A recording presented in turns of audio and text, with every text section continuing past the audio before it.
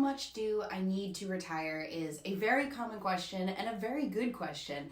It can seem really daunting to try to figure out that number. So today, let's talk about one way that you can figure out a ballpark of that number and how you might adjust it in the future. Now, if you have started investing or you've gotten into the financial community a little bit, you might have heard of a term called FIRE, F-I-R-E. FIRE stands for Financial Independence, Retire Early.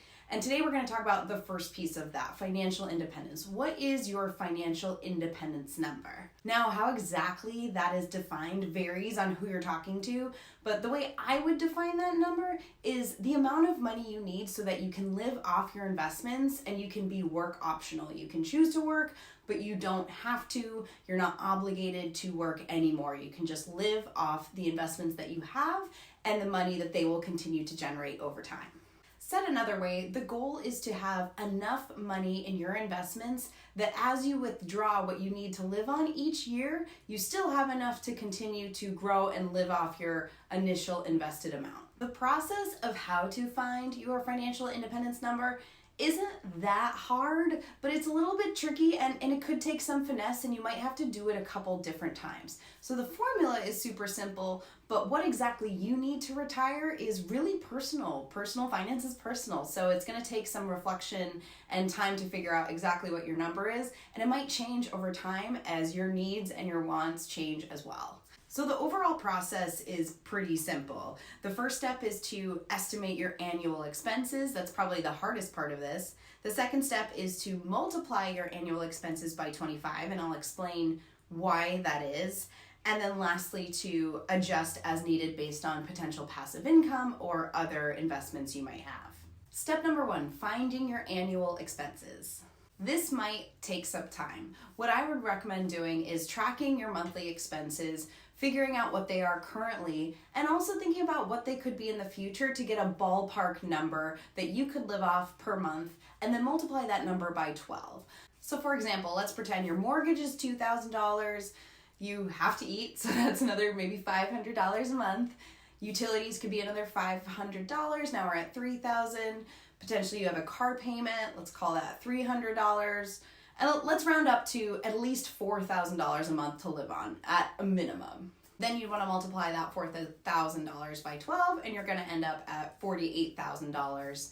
That's the annual amount that you would need to live off of. Now, depending on your lifestyle, that might change. If you like to travel a lot, if you love to collect certain things that are expensive, if you love clothes, if you love whatever it is that you love, you might have to adjust that number. So if in retirement you don't want to just cover your monthly expenses, but you want to have enough money to do other things, then you'll want to add that into your monthly expense number. So once you figured out your annual expenses, the next step is to just multiply that number by 25. So for the sake of the example we're working with, we ended up at $48,000 a year. Let's just round it up to $50,000. If we multiply $50,000 by 25, you're going to end up with $1,125,000. Theoretically, that would be your financial independence number.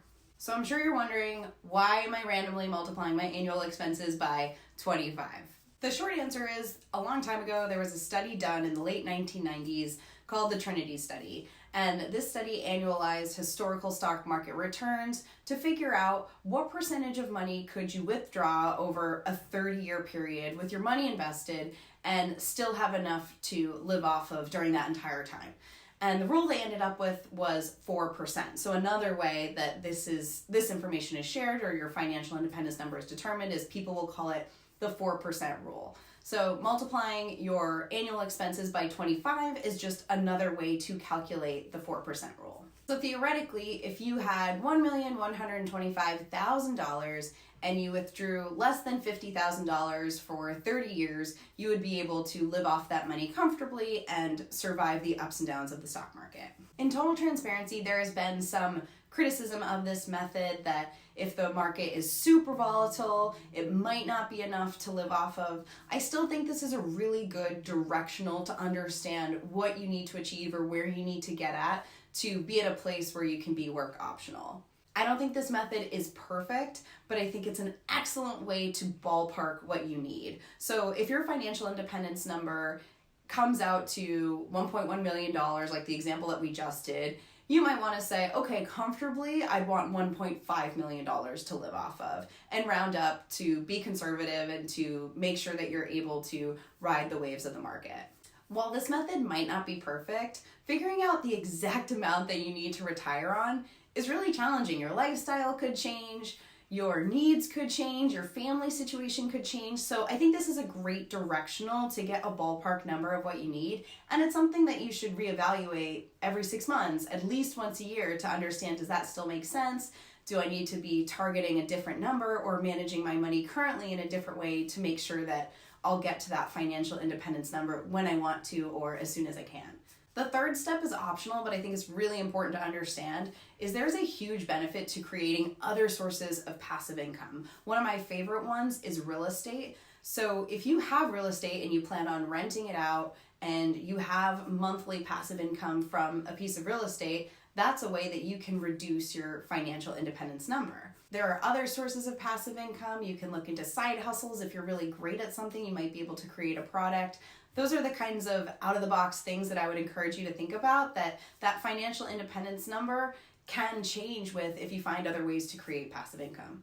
I already mentioned you definitely want to reevaluate this number. It could totally change as your life changes, so be sure to continue to keep this top of mind and use it as a ballpark directional versus the end-all be-all of exactly what you need to achieve to be financially independent.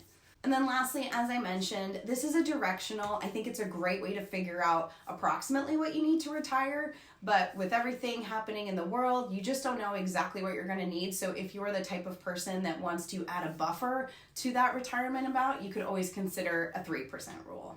To recap, number one, you're going to figure out your annual expenses. A great way to do that is to track your current monthly spending and make any adjustments for anything you can foresee changing in the future.